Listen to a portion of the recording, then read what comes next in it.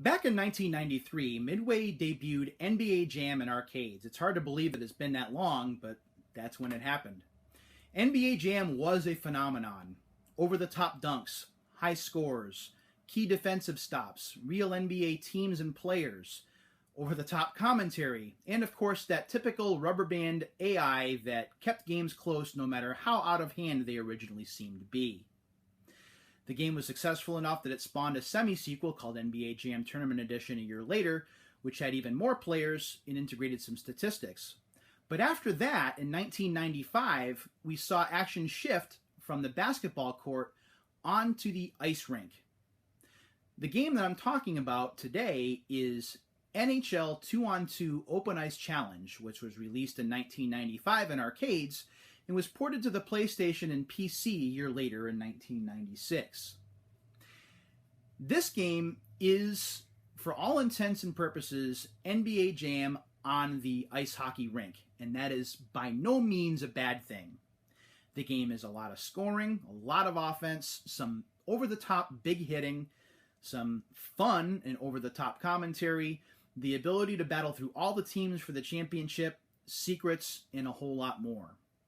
The game is also starting to get a little bit pricey for the PlayStation now, where you're paying between $15 to $20 for a disc or for a complete in-box copy, so it's something that's getting to be more and more sought after.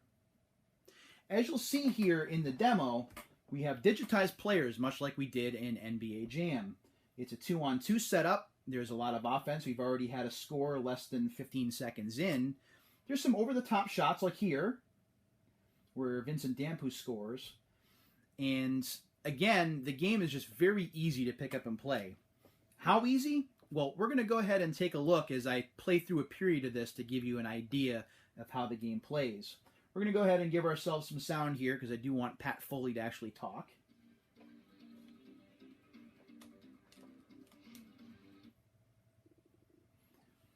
Now, just like NBA Jam in arcades and the home version of the game as well, the best way to track your progress as you beat teams in the game is to list your initials for record keeping.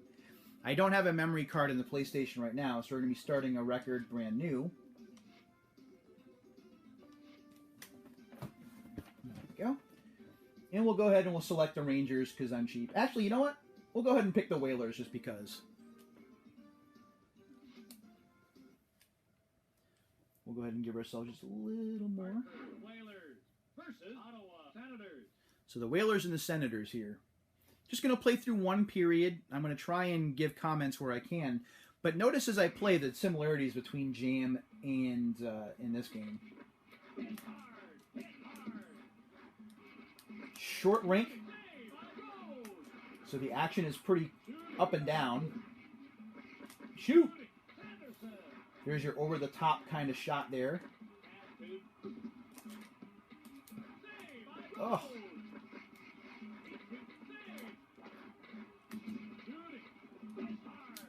All right, I can't seem to get the puck. And I was on the ice when I called for the pass. That's not smart. Shoot!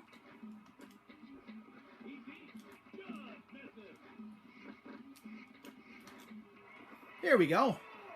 One for the good guys. Sadly, there's no brass bonanza in this game, but that's okay.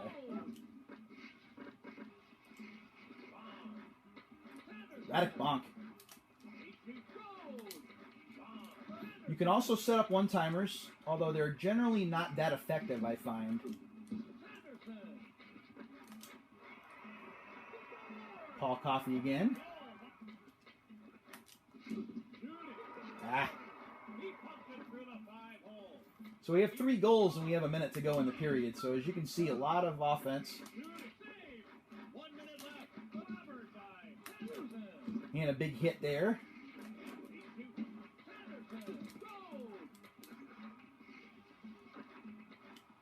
Around the back of the net.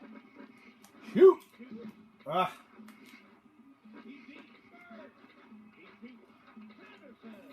And the shot will vary based on where you are on the ice, very similar to NBA Jam, where if you're going to do a turbo shot, you're going to get different